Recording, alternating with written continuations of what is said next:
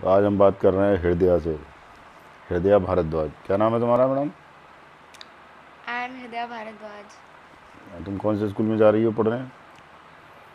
Mission international academy, कौन सी class में आ गई हो तुम? Class 8th। अच्छा, कैसे बच्चे तुम्हारे स्कूल में, कैसी क्लास में तुम्हारे फ्रेंड्स कैसे हैं? बहुत अच्छे। कौन कौन है फ्रेंड तुम्हारी? दिया, नवरीत, हरमन, पलक, प्रिवी, तान्या, ये सब। अच्छा, फ्रेंड्स कितने हैं? जिनसे ज़्यादा बात होती है वो तो सिर्फ 4 ही हैं। अच्छा, कौन कौन है वो? पलक, हरमन, नवरीत और दिया। अच्छा, दिया का पूरा नाम क्या है? दिया गुप्ता। और बाकी? नवरीत रंधावा कौर और हरमन कौर, पलक गौर। गौड़? गौड़। गौड़, अच्छा। तो सबसे तुम में चारों में कौन होशियार ज़्यादा है स्कूल में, क्लास में? क्लास में जो फर्स्ट आती है वो प्रिवी है, और हम चारों में से तो मतलब मैं और दिया ही हैं। कैसे, तुम्हारा कौन सा नंबर आता है? अभी रिजल्ट मिलना तो चालू नहीं हुआ है, इस वाले जो पीए ख़त्म हुआ है, अब पीटीएम होगी, उसमें देखेंगे। पीए क्या होता है? जो पीरियोडिक एग्ज़ाम होते हैं, मतलब टेस्ट के हिसाब से होते हैं वो। तो पीए कहाँ हुआ, ये तो फिर पीई हो गया। पीरियडिक एग्ज़ाम बोल रही हो तुम, तो पीए बोल रही हो, तो पीए का तो कुछ मतलब अलग होगा। ये नहीं पता। तो फिर ऐसे बोल क्यों रही हो जब पीई पता ही नहीं है तुम्हें? अच्छा, तो तुम नंबर फर्स्ट क्यों नहीं आती हो? नहीं, वो पिछले वाले उसमें आई थी, सेशन में। इस बार तो अभी कोई नहीं। तो फिर अभी कौन कौन से एग्ज़ाम में कौन कौन से पेपर हुए? सभी सब्जेक्ट के हुए हैं, फॉर्मल होते हैं और इनफॉर्मल होते हैं। फॉर्मल और इनफॉर्मल का मतलब बताओ। इनफॉर्मल होते हैं जो जिन पे ज़्यादा वो नहीं होता है, कॉन्सेंट्रेट उन पे नहीं किया जाता है, जैसे जी के हो गया, संस्कृत, एमवी, ये सब। तो इन पर कंसंट्रेट क्यों नहीं करा जाता? मतलब जो मेन होते हैं जैसे हिंदी, इंग्लिश और साइंस, मैथ्स, ये सब, इनको इस स्कूल में फॉर्मल एंड इनफॉर्मल बोलते हैं, अलग अलग पार्ट में डिवाइड कर दिया है। तो कोई सब्जेक्ट ऐसा कैसे कि उसमें फॉर्मल नहीं है और इनफॉर्मल नहीं है, ऐसा कैसे? इसका क्या मतलब हुआ? इस स्कूल में तो मुझे यही बताया है। वो तो स्कूल में पूछो ना मैडम से या कि इनफॉर्मल और है फॉर्मल का क्या मतलब है। हाँ, तो फिर और कौन कौन से तुम्हारे कौन से सब्जेक्ट में कितने नंबर आए? मेरे सभी सब्जेक्ट्स में 18 से किसी में कम नहीं आएंगे। 18? कितने में से? 20 आउट ऑफ 8। 20 out of 18? 20 क्यों नहीं आएंगे? मैं कह रही हूँ इससे किसी में कम नहीं आएंगे, और जब तक जो छोटी छोटी अगर बिल्कुल देखा गया, बिल्कुल सटीक तरीके से देखा गया, तो मेरे 18 से नीचे नहीं आएंगे। वैसे मैं पूरा सभी क्वेश्चन करके आई हूँ, और 1-2 लाइन की वजह से नंबर कर सकते हैं, फिर एक वर्ड की वजह से। वर्ड क्यों गलत हो गया? वर्ड गलत नहीं, जैसे छूट गया 1-2 वर्ड छूट ऐसे। कैसे गया? ऐसे तो रह जाता है। अच्छा, रहेगा था। तो और स्कूल के बारे में क्या स्थिति है वहाँ? जैसे कि मैं पुराने स्कूल में थी, तो उधर इधर तो ऐसा था कि जो कॉपी में करवा दिया, उसमें से देख के सिर्फ वो उतने में ही कॉपी में से ही रटवा के वो पेपर में करवा देते थे। और इसमें तो मिड ऑफ द चैप्टर देते हैं, जैसे कि चैप्टर के बीच में से। और हमें जैसे कि मैम क्लास में ओरल लेती हैं, तो मैम कोई भी टॉपिक उठाएंगी, और मैम को हमें समझाना होता है कि जैसे मैम ने हमें समझाया था। क्या समझाना होता है? जैसे कि बैलेंस डाइट, जैसे मैम ने पूरा चैप्टर पढ़ा दिया, 3-4 टॉपिक समझा दिए। रोको ना।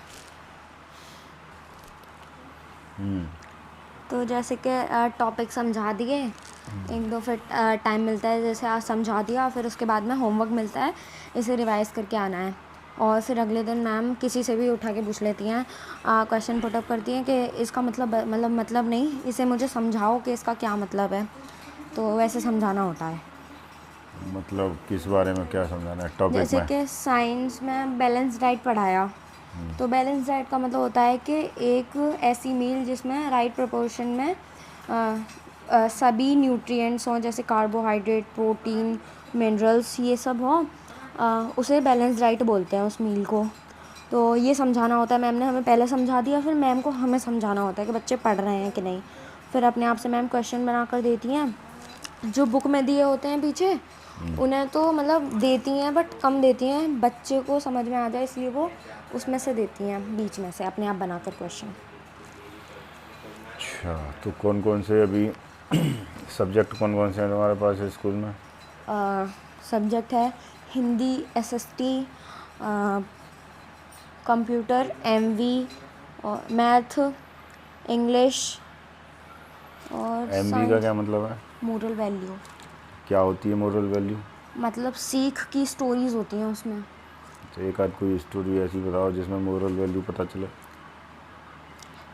एक लड़का था जॉय नाम का, वो जैसे कि वो छोटी छोटी चीज़ों वो हमेशा अपसेट रहता था, वो हर एक चीज़ में कमी निकालता था। जैसे कि अब उसे कार मिली है, तो वो उसे इसमें भी प्रॉब्लम है कि वो बहुत बड़ी है, और छोटी छोटी चीज़ों में वो कमी ढूंढता रहता कि क्या कमी है उसके अंदर, और वो इसलिए हमेशा हर चीज़ से डिसअपॉइंट रहता था। तो एक जो फ्रेंड था उसका, मतलब जैसे कि स्कूल था एक, उसमें वो उसका जो दोस्त था सिर्फ वो उन्हीं बच्चों को ढूंढता था जो ऐसे ही रहते थे, मतलब अपसेट रहते थे, हर एक चीज़ में कमी निकालना।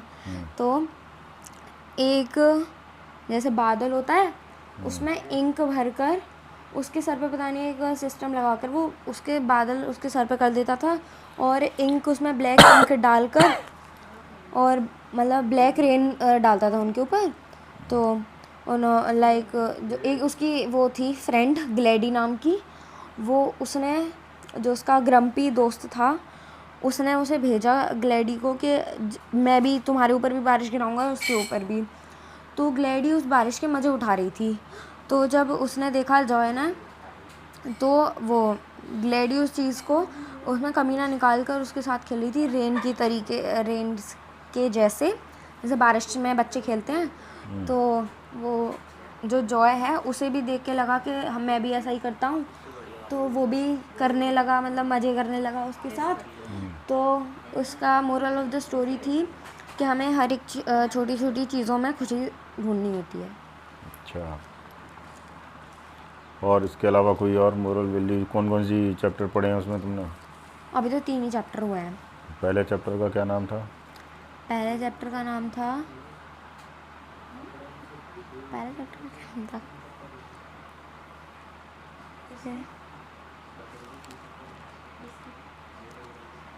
ध्यान नहीं आ रहा। दूसरे का? ये जॉय वाला। और तीसरा? थर्ड वाला वो है हु अरे उस मैजिशियन था वो, उस किसने पेपर पे शेक्सपियर की कहानी थी, भूल गई मैं नाम, बिल्कुल जुबान पे आ नहीं रहा है, और कहानी पता है मुझे उसकी, जो वर्ल्ड के ग्रेटेस्ट राइटर माने जाते हैं इन इंग्लिश लिटरेचर। भारत की राजधानी कौन सी है? दिल्ली। और दिल्ली की राजधानी कौन सी है? दिल्ली की राजधानी कोई नहीं है। उत्तर प्रदेश की? लखनऊ। अच्छा, उत्तर प्रदेश का राजकीय पक्षी कौन सा है? उत्तर प्रदेश का नेशनल, अरे वो तो नेशनल होता है, उत्तर प्रदेश का नहीं होता कोई। पक्का? हाँ। अच्छा, तो थोड़ी देर बाद चेक करना। अलीगढ़ का मशहूर चीज़ क्या है? ताले। और?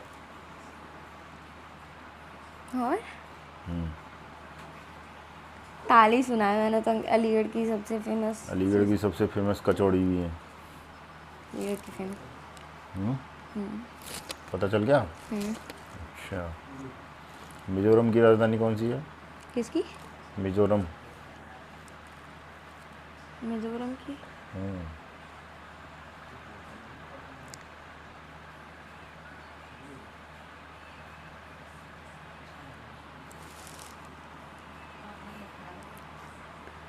ध्यान कर रही हूँ।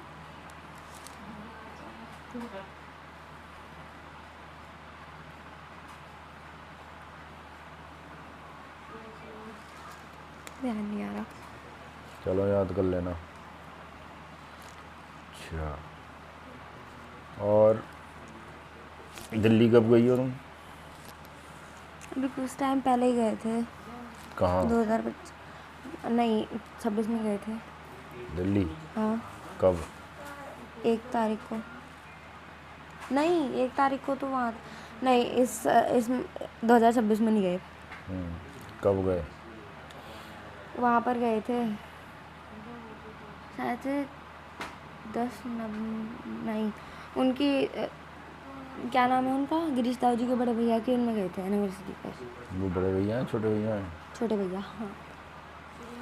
तो दिल्ली गए थे? वो तो गाजियाबाद गए थे। दिल्ली तो गए थे, गाजियाबाद था वो। फिर तो दिल्ली आपके साथ हॉस्पिटल ही गए थे। हॉस्पिटल क्यों?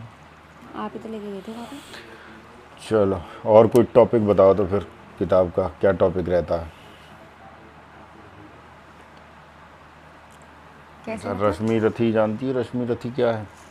नहीं रश्मि रथी? नहीं। रश्मि रथी एक किताब है हिंदी की, जिसमें कर्ण के बारे में लिखा गया है। और वो किसने लिखी है? शायद राष्ट्र कवि दिनकर। दिनकर हमारे भारत के एक कवि थे, राष्ट्र कवि दिनकर।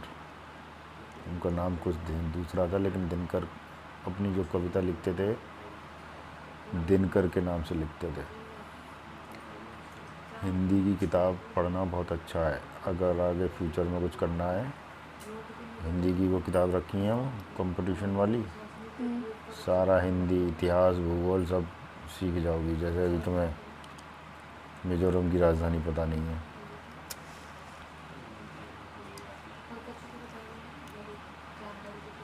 ठीक है ना? तो वो राष्ट्र कवि दिनकर ने कर्ण के बारे में बहुत अच्छा लिखा है उसमें, रश्मि रथी। रश्मि रथी का मतलब पता क्या होता है? नहीं। रश्मि मीन्स क्या होता है? रश्मि का पर्यायवाची। रश्मि बोलते हैं सूरज की किरणों को। रथी का मतलब होता है जो रथ पे सवार होता है, रथी। जैसे महारथी, रथी महारथी, ऐसे ही रश्मि रथी का कुछ मतलब होगा उसमें। तो किताबें पढ़ो, मोबाइल पे ध्यान कम लगाओ। नहीं मोबाइल में देखने का तो टाइम ही नहीं मिलता। रश्मि रथी, रश्मि रथी की सर्च करके बताओ, जिसमें लाइन रश्मि रथी की किताब पढ़ोगे, पढ़ने में आनंद आएगा। जोर जोर से बोल बोल के पढ़ते हैं इसको। ऐसा बोला है? पढ़ने में आनंद आता है उसमें इस तरीके से उतार चढ़ाव से बोला जाता है, उसे सुन के जोश आ जाता है। एक कृष्ण जी का है उसमें, जब कृष्ण जी दुर्योधन से 5 गांव मांगने गए शांति प्रस्ताव में, दुर्योधन ने उनको बंद करने के लिए, पकड़ने के लिए बोला, हा हा दुर्योधन बांध मुझे, ऐसा करके कुछ देख, उसमें सर्च कर, पता चलेगा अभी।